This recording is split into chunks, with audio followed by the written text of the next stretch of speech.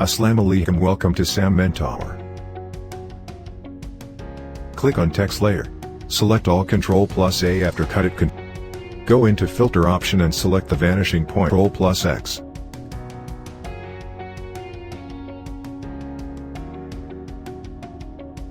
And make a selection where you want to display your text on image.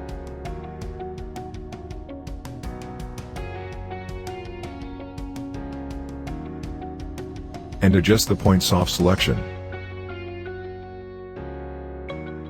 Now past Ctrl+V and Form Ctrl+T.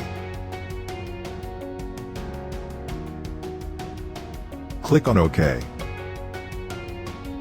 Now selecting blending option and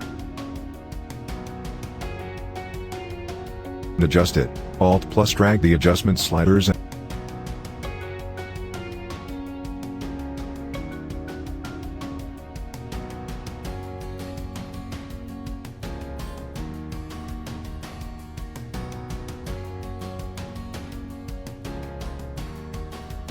and hit on OK.